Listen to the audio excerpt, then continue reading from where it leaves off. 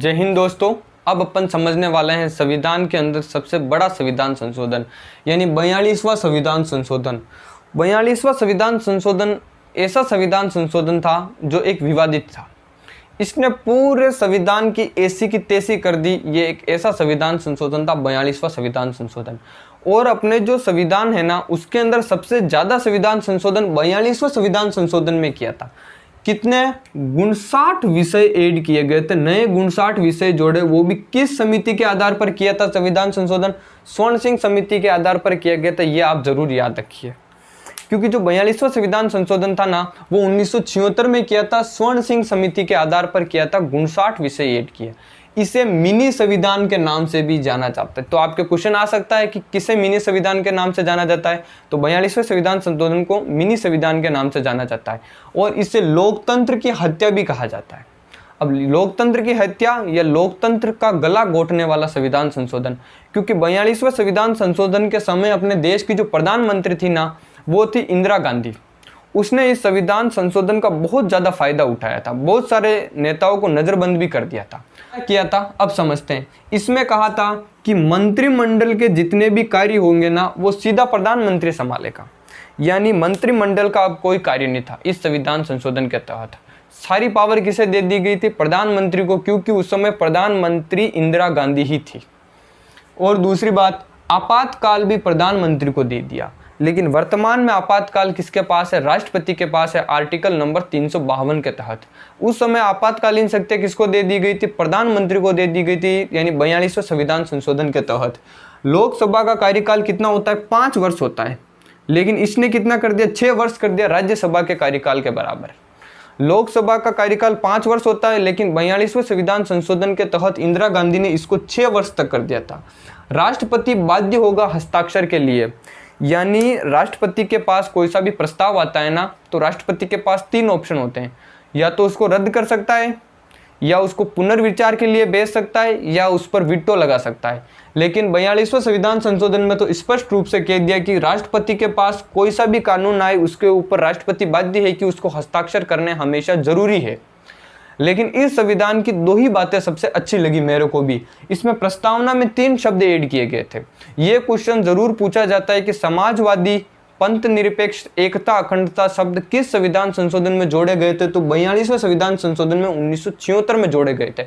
सबसे पहला समझते हैं समाजवादी। समाजवादी का मतलब अपना संविधान समाज के बारे में ज़्यादा सोचता है। कैसे? आज आप देखिए कि अधिकतर चीज़ों को प्राइवेट कर दिया, लेकिन सरकारी स्कूलों को अभी तक प्राइवेट नहीं किया सरकार ने।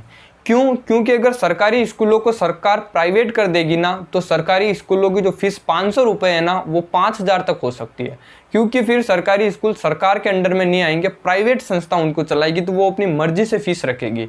जिससे क्या होगा? गरीब जो बच्चा होगा ना वो शिक्षा नहीं ले पाएगा। यानी सरकार समाज के बारे में सोचेगी, यानी समाजवादी। दूसरा आता है पंथ निरपेक्ष।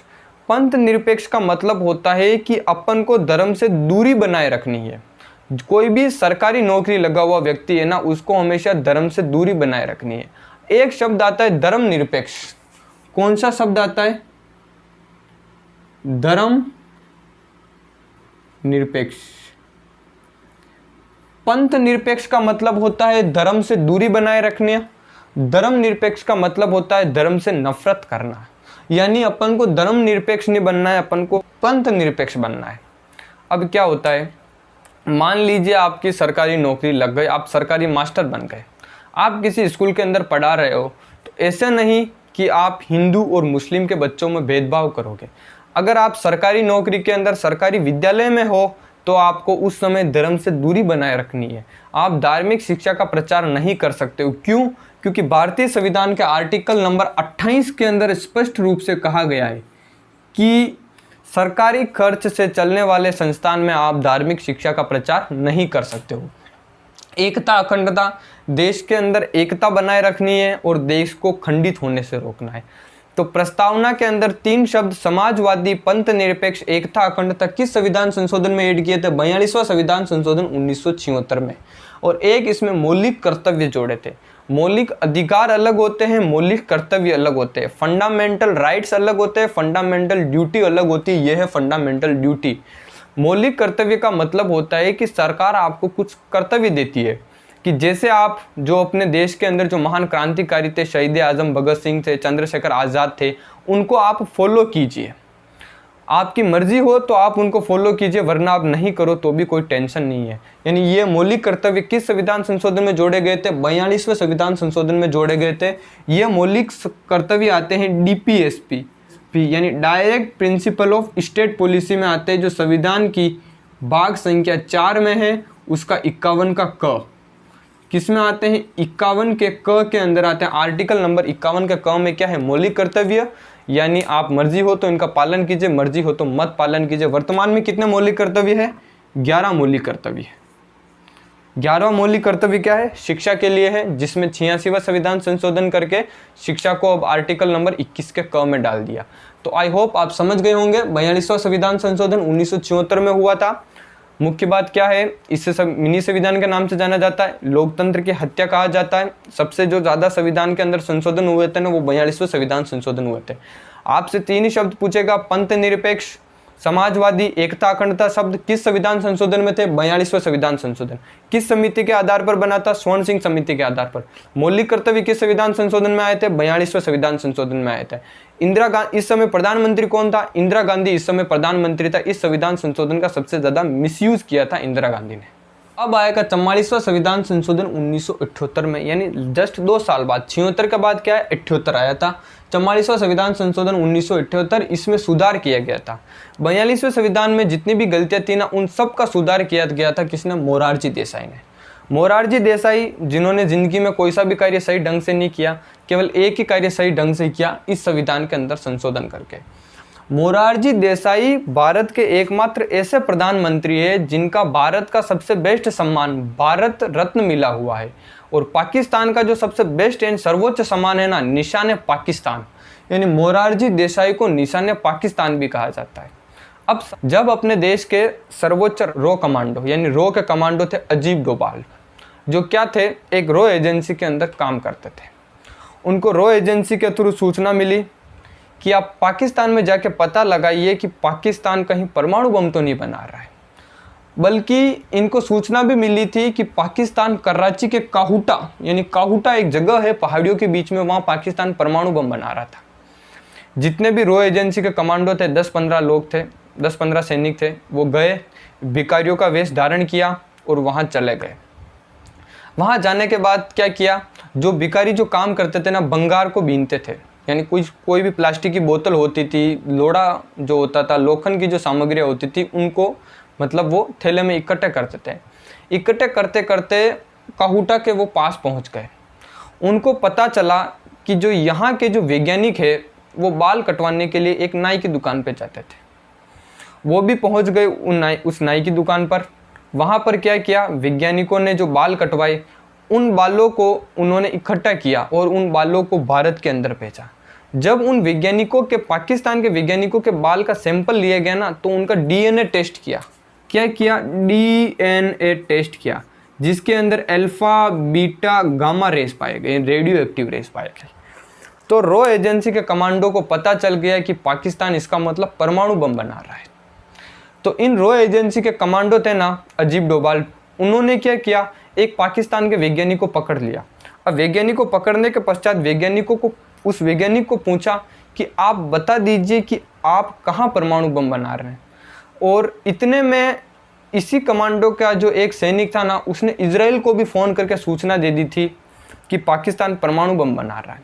तो इजराइल ने कहा कि मैं पाकिस्तान के सेंटर को तो उड़ा दूंगा, लेकिन मेरे को लॉन्चिंग सेंटर भारत में चाहिए कि भारत से मैं मिसाइल लॉन्च कर सकूं, क्योंकि इजराइल से पाकिस्तान के कराची के काहूटा सेंटर को उड़ाना मुश्किल था। तो जिस वैज्ञानिक को पकड़ा था ना, उससे पूछा गया, तो उस वैज्ञानिक ने कहा कि मुझे कुछ पैसे दे दीजिए, मैं आपको सब सच बता दूंगा। तो ठीक है, अजीब डोभाल यानी सेना के सर्वोच्च कमांडो ने कहा था, रो के थे उस समय पाकिस्तान के अंदर, उन्होंने कहा ठीक है, मैं आपको पैसे दिला दूंगा। अब पैसे देने के लिए भारत के प्रधानमंत्री से बात करना ज़रूरी है। फ़ोन लगाया, मोरारजी देसाई उस समय भारत के प्रधानमंत्री थे। सर्वोच्च सेना के जो वो कमांडो थे रो के, वहाँ पर उन साथियों के साथ में, उन्होंने फ़ोन लगाया भारत में। मोरारजी देसाई को कहा कि हम पाकिस्तान के अंदर हैं, हम भारतीय रो एजेंसी से बोल रहे हैं, पाकिस्तान परमाणु बम बना रहा है, हमें कुछ पैसे चाहिए। मोरारजी देसाई भड़क गए। तुम पाकिस्तान के अंदर क्या कर रहे हो, तुम पाकिस्तान में क्यों गए, किससे अनुमति लेके गए, मैं कोई पैसे वैसे नहीं दे रहा। वो सैनिक वहाँ पर फंस गए। उन सैनिकों का दिमाग खराब हो गया, रॉ एजेंसी के लोगों का, कि हम एक तो देश की सुरक्षा के लिए पाकिस्तान के अंदर गए पता लगाने के लिए कि पाकिस्तान परमाणु बम तो नहीं बना रहा है अपने खिलाफ। अपने देश के प्रधानमंत्री को देखिए जो अपनी सहायता तक नहीं कर रहा है पैसों के लिए। मोरारजी देसाई ने क्या किया, फ़ोन कर दिया पाकिस्तान के प्रधानमंत्री को। पाकिस्तान के प्रधानमंत्री को कहा कि आप परमाणु बम क्यों बना रहे हो, हमें पता चल गया आप काहूटा कराची के अंदर परमाणु बम बना रहे हो।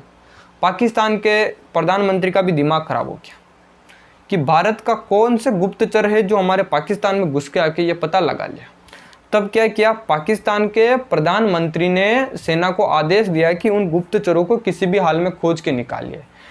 तब भारत के रॉ एजेंसी के जो 15 से जो 20 कमांडो थे ना, उनको पाकिस्तान वालों ने बहुत बदतर तरीके से मारा, यानी एक एक को चुन चुन के मारा। ऐसे थे अपने भारत के प्रधानमंत्री मोरारजी देसाई, जिनको निशाने पाकिस्तान के नाम से भी सम्मान मिला हुआ है।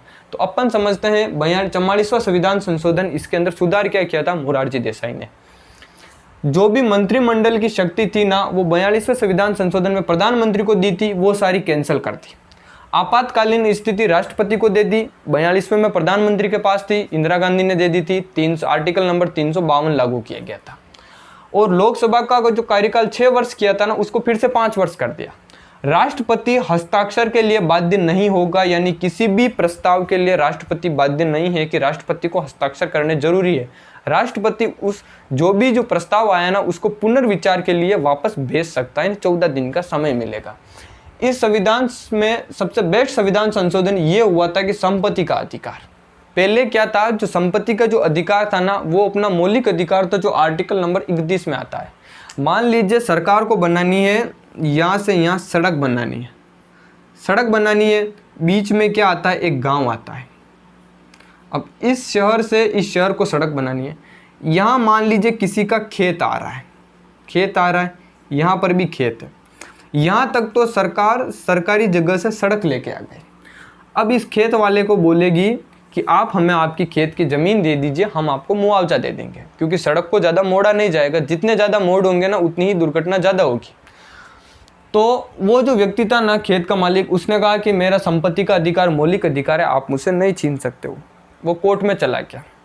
कोर्ट क्या होता है, कानून क्या होता है, हमेशा अंधा होता है, संविधान में लिखा हो वही मानेगा। यानी उसने सरकार को नोटिस दे दिया कि आप उसकी ज़मीन को नहीं छीन सकते हो, क्योंकि इसका मौलिक अधिकार है। तो ऐसे क्या होगा, देश का विकास रुक जाएगा। तो मोरारजी देसाई ने सोचा कि जो संपत्ति का अधिकार है, जो आर्टिकल 31 में आता है मौलिक अधिकार, इसको अधिकार तो रहने देते हैं, कौन सा, कानूनी अधिकार बना दिया, आर्टिकल नंबर 300 के क में डाल दिया। जब सरकार देश हित की बात होना, तो सरकार आपकी संपत्ति को जब्त कर सकती है। फिर सरकार ने सड़क बनाई, यह आदमी कोर्ट के अंदर गया, पता चला संविधान में 44वां संविधान संशोधन हो चुका है, संपत्ति का अधिकार अब कानूनी अधिकार बन चुका है। तो क्या हुआ, इस व्यक्ति को ज़बरदस्ती अपनी सड़क देनी पड़ी और इसको मुआवजा मिला, और यहाँ से क्या हो गया, सड़क का निर्माण हो गया, जिससे देश का क्या हुआ, विकास हुआ। याद रखना, जब भी संविधान के अंदर राष्ट्र हित की बात आएगी ना, तो हमेशा पहले राष्ट्र के बारे में सोचा जाएगा, बाकी किसी के बारे में नहीं सोचा जाएगा। जैसे आर्टिकल नंबर 23 के अंदर लिखा है, शोषण के विरुद्ध अधिकार, किसी को भी आप बेगार यानी बंधुआ मजदूरी नहीं करवा सकते हो। लेकिन जब आपातकालीन की स्थिति लग जाए और देश के अंदर कोई समस्या आ जाए, तब लोगों की जरूरत पड़े, तब लोगों को बंधुआ मजदूरी भी करवाई जा सकती है राष्ट्र के निर्माण के लिए। अपना जो संविधान है ना, सबसे ज़्यादा जो हक देता है ना, वो अपने देश भारत माता को देता है। यानी भारत का सबसे पहले विकास होना चाहिए, अपने देश का विकास होना चाहिए। संविधान के अंदर यही बात प्रमुख रूप से गई है। तो आप समझ गए होंगे 44वां संविधान संशोधन, जिसमें 42वां संविधान संशोधन को सुधार के लिए किया था मोरारजी देसाई, जिसे निशाने पाकिस्तान। इसी संविधान संशोधन के अंदर संपत्ति के अधिकार को कानूनी अधिकार बनाया था, 31 से ले जाकर 300 के क में डाल दिया। जय हिंद साथियों।